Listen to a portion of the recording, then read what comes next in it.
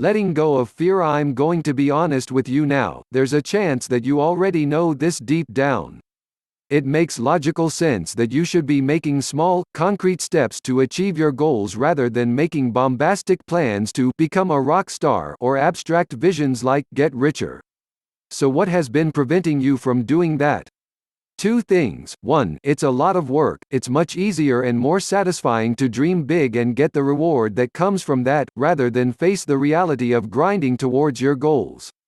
We'll be talking about this more later in the book when we discuss how to stay motivated and stick at your goals even when the going gets tough. Then there's the matter of feeling it's not the right time. You procrastinate instead of looking for other work. Again, this just needs a bit of rocket fuel, which we'll be looking at later on. 2. You're afraid. This is what I see so often, and it's what condemns so many of us to a dull and unexciting lifestyle.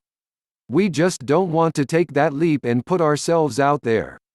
And in fact, it's easier to imagine ourselves as being very successful and to pretend we're going to get around to it, than it is to put ourselves out there and risk having our ego shattered when things don't go our way. We're about to address that second issue. Because if you want to be successful, then it's no good to continue procrastinating or trying to put off taking that plunge. How to know if you're procrastinating. Some examples of procrastinating include spending ages reading books and researching the topic instead of just getting stuck in. I see this a ton when it comes to fitness goals. So many people will spend countless hours reading books and blogs on fitness programs, hiring consultants and buying gym kits.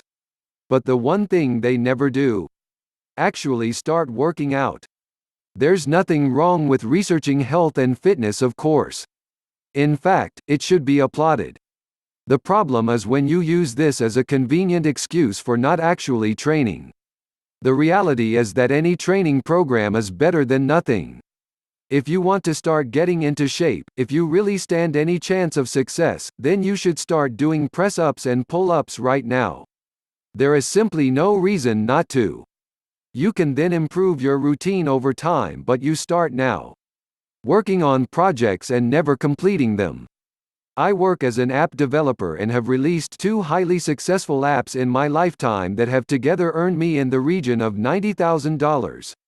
Not life-changing amounts over the course of a few years, but certainly enough to make my life a little more comfortable, especially as they continue to earn money while I work my regular job.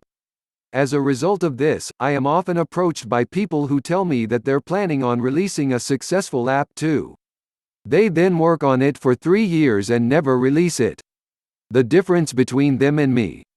I released my app when it was an MVP, minimum viable product. This is called the fail fast approach, and we'll talk about it more later. Point is though, I put myself out there whereas they made excuses. Perfectionism is often just a delay tactic.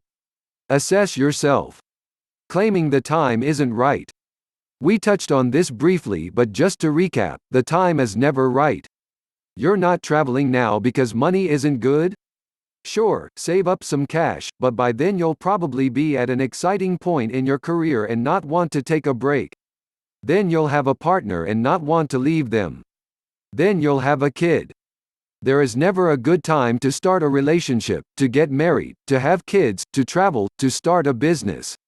You do it anyway. And if you're worried what other people might say, then follow the advice to ask for forgiveness, not permission. Do it and worry about the consequences later. If it really means that much to you, then it is really the only option you have. Ignoring your own dissatisfaction. Do you know anyone in your life who clearly wants to be in a relationship and who ignores this fact by throwing themselves into their career? Every post on social media is about how excited they are about their new job, or about their travel. But you suspect that really, they just wish they had someone to go home to. In this case, they are trying to cover up one lacking area in their lives by focusing on the other. What about people who claim they are happy without pursuing their dream career because they have a family? Sure, that's great, but why not go for both? And that way be able to inspire your children with your inspiring story. Don't make this mistake because you need to be fulfilled in every area of your life if you're going to be truly happy. Fear setting. If you still can't overcome these psychological blocks though, then it's time to employ a technique known as fear setting, that was described by Tim Ferriss in his book, The 4-Hour Workweek. The idea here is simple: you are going to write down all of the things holding you back and all of the things you're afraid of, and then you're going to present counterarguments, contingency plans and more to remove those fears. So take a moment to think about your goals and dreams and then write down all of the things that you want to accomplish. Write those goals and the steps you need to take as we discussed in the last chapter, and then think about taking that first step right now. What's holding you back? What are your fears? Be honest and thorough and make sure to include every possible concern. Let's say you want to start your own business. Here are your fears and concerns. You don't have the money. Taking out a loan may be reckless and leave you in serious debt. If the business isn't a success, your partner might see your investment as irresponsible and lead to relationship problems. You might lose your job and find yourself without stable income. You might be unable to find future work, and that could lead to your family going hungry and you losing your home. Your business might be a failure and make you look like a failure too. Now go through each of these objections and address how likely they really are and how you can deal with them, prevent them.